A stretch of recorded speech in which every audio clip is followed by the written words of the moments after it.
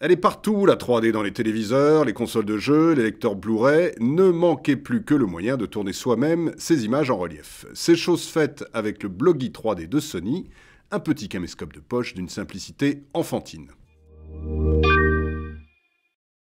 L'appareil est minuscule, de la taille d'un téléphone portable, et sa finition en or mat en fait un bel objet, très agréable à prendre en main.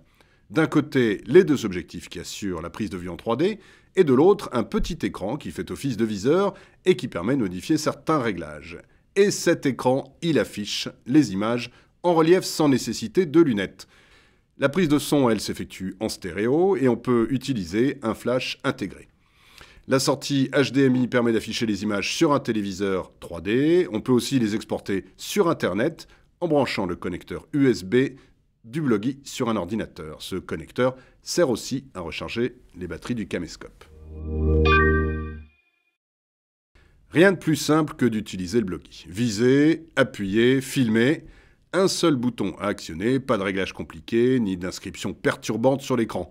Les images s'enregistrent en 1080p à 30 images par seconde et un stabilisateur limite les effets de tremblement. On peut stocker environ 4 heures de vidéo dans la mémoire interne. L'intérêt de l'écran autostéréoscopique, c'est qu'il permet de se faire une idée de ce qu'on vient de filmer. Si on préfère, on peut aussi passer en mode standard, sans la 3D.